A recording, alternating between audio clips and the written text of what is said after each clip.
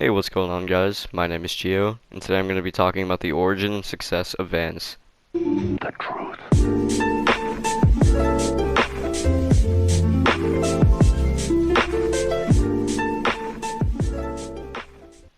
Hey everyone, welcome back to my channel, and before we start this video, I gotta give a shout out to my buddy Carson for giving me the idea for this video, so shout out to him. I don't think he has a YouTube channel, but if he does, I'll leave a link, and maybe go check him out, maybe leave him a subscribe, a comment, and let's get into the video.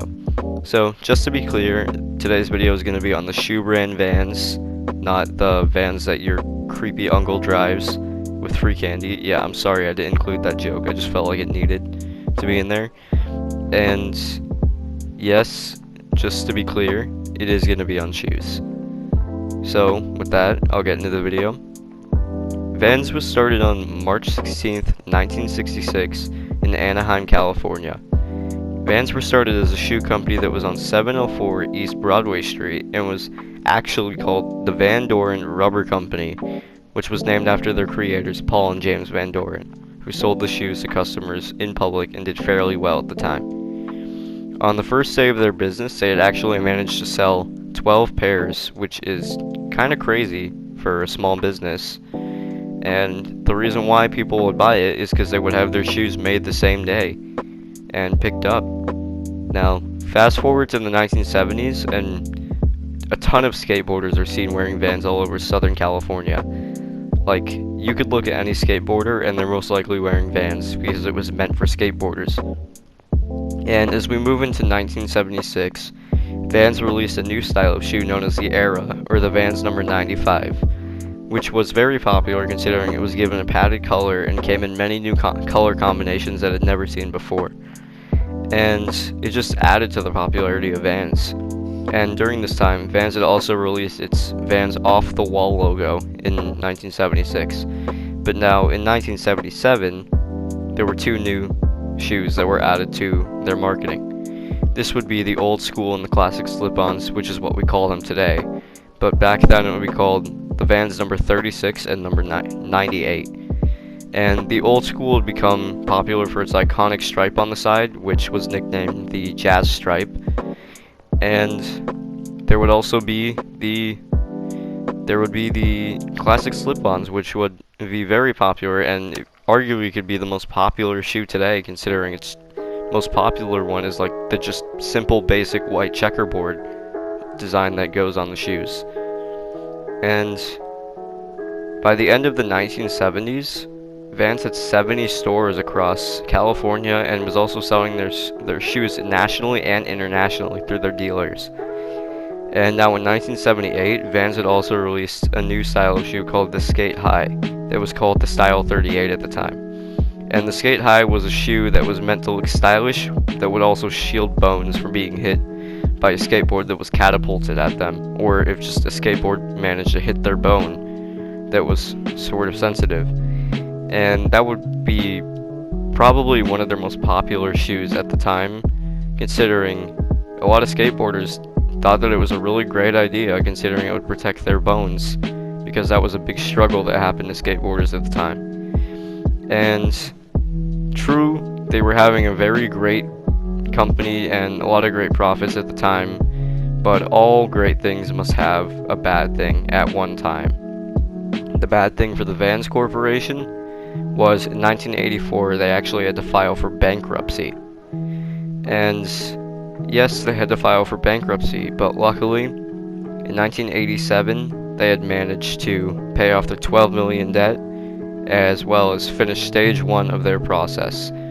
But you may be asking, what did they have to do in order to pay off this $12 million debt, since $12 million seems like a lot of money at the time? Well, they had to explain to their employees that they would not be getting raises for the next 3 years, considering they would have to just save money in order to pay it off, otherwise the company would go belly up. And some of their employees left, some stayed, and the one thing that they told employees not to change at all would be the quality of their shoes, which is probably why it's still here today, because the consumers love the quality. But yes, by 1987, everything had been able to be paid off, and it started off fairly small after the debt was paid, considering they had to try to take all the money they had saved up, just immediately throw it away, and then hope that they could restart their company and start making their money back again. And ironically, business began to boom more than ever, and the fact that they were able to completely start fresh just did even better for them. Now, at the time, Vans also managed to release snowboard boots, which was quite surprising, if you ask me, considering they went from just skateboard shoes to suddenly having snowboard boots.